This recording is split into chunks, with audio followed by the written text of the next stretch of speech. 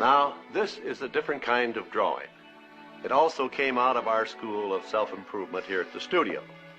It is the blueprint of a piece of equipment designed to make cartoons more realistic and enjoyable. This is the plan for a super cartoon camera. We call it the multiplane camera. It was intended for use in our feature-length cartoons. You see, we decided for features, the camera needed improvement too. Actually, the pre-feature cartoon camera was fairly simple in construction and operation, and generally very satisfactory. Here, a Mickey Mouse short is being put on film. Mickey has been inked and painted on transparent sheets of celluloid. This happens to be a panorama effect where the character will walk in one place and the background keeps moving behind him to create the illusion. Each time a new cell of Mickey is photographed, the background must be moved a fraction of an inch. Photographing each one of these celluloids of Mickey and background makes a single frame of motion picture film. And here's how the action looks on the screen.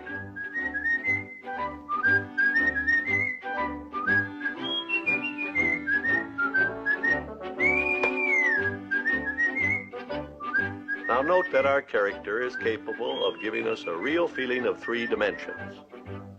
He can move farther away and come closer.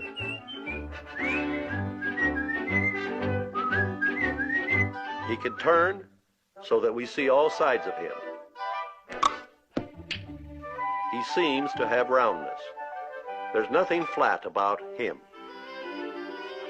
He can almost poke his finger in your eye. But when he leaves, when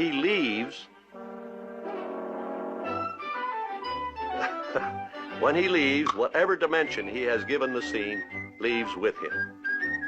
Now, the unnatural flatness of the background becomes evident.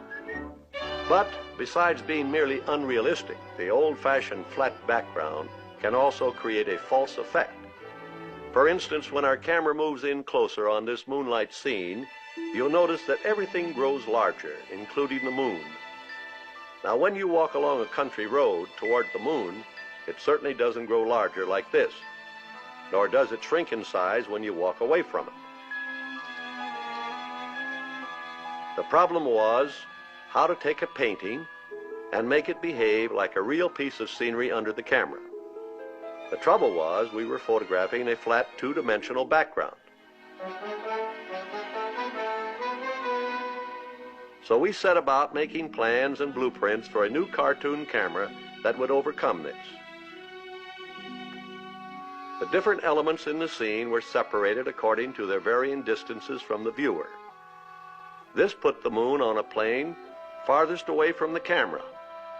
With our original picture broken down in this manner, it is possible to control the relative speed with which each individual part of it moves to or away from the camera.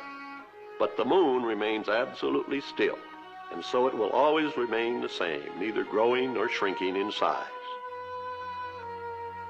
Of course, our cartoon camera does not shoot sideways, but is placed above and shoots downward toward the drawing.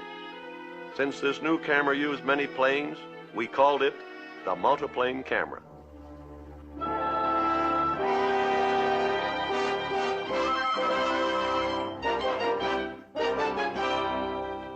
And here now is our same moonlight scene the way the multiplane camera sees it. As you can see, we finally got the moon to keep its proper distance.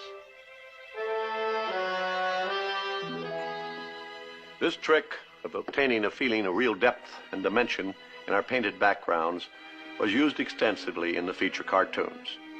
Perhaps an outstanding example of this occurs in the opening scenes of our cartoon feature, Bambi.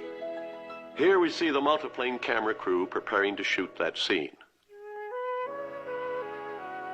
Here are the planes for that scene, each with its own separate part of the background painted in oil on glass.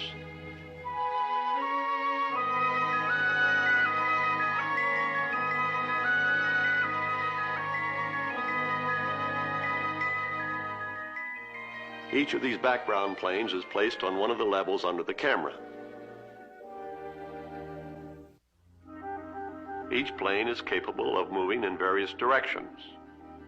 Here we see one being moved sideways.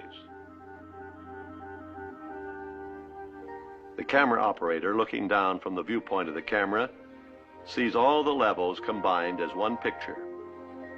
From his view, we can see how each level or plane can move independently of the others. Here, the operator of each level is bringing his particular part of the background into the right position to start the scene.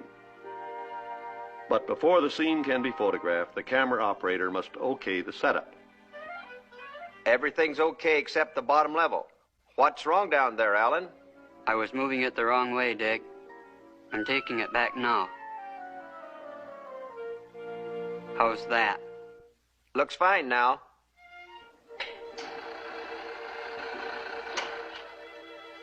Okay, we've got that frame.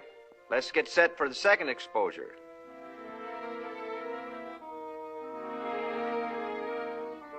In our frame-by-frame method of photographing a cartoon scene, the feeling of depth is not actually too evident when the scene is under the camera. You might be thinking that it looks as flat as the old-fashioned type of cartoon background. In fact, it does while it holds still. The trick of the multiplane camera is movement.